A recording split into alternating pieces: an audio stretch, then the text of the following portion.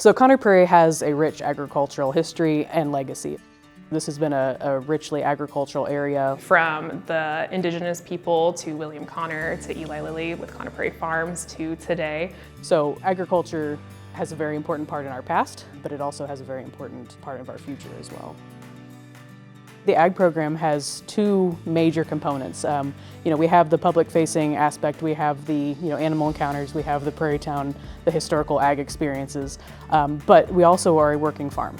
We do a lot of things behind the scenes just because running a farm takes a lot of work. It's so funny because a lot of people say it's pretend or whatever, and these are real animals, and so they really need to be taken care of. We're looking at their nutritional needs, making sure we're stocked up, we're moving animals around, and then keeping their pens clean so that they can stay healthy in that way. And agriculture permeates everything, so we're not just looking at animals. We have to know soil, we have to know land management, pasture management. We have to know how to build fences and infrastructure. It really hits a wider range of skills just to focus on the things that the public sees. The last, I'd say, 15 years or so, we've really made an effort to modernize our animal handling, our animal care.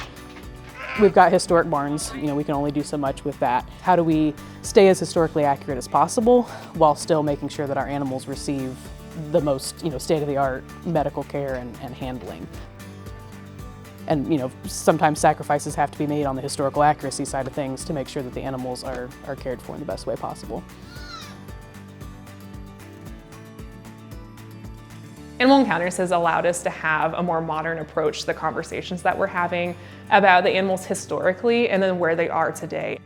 A lot of living history sites have animals on site, but they may just be there just for show. My predecessor, Kevin Miller, wanted to take it a step further. He wanted to, have them have a purpose beyond demonstration. One of the things that I'm really proud of is I can say Prairie is one of the only museums that does the conservation that we do at the level that we do. We're very active with all of the breed associations that we're in. We have some of the largest herds of the livestock that we have, and we are actively working on getting those animals to other people to continue those genetics while also trying to find a purpose for these animals. Because with all of the animals that we have to have a demand for them, and Prairie is the perfect spot to be able to do that. So part of our Heritage Breeds program is finding, markets for these animals, finding purposes for these animals, things that we can use them for that will increase demand, make more people want to raise them, then in turn increasing numbers and saving these breeds. Animals, especially farm animals, there's kind of a disconnect between most people. We used to be, huge farming community, right? That was our roots, and now that's so far from a lot of people's day-to-day existence. Just so much to learn from animals in general. Like caring for something other than yourself is huge, and knowing the impact that it makes on the world by doing your part here.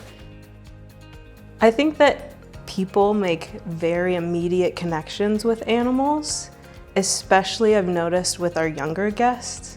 Whenever kids come into the barn and their face just lights up because they see an animal that they recognize and that they get to interact with it, it's a really exciting thing to see.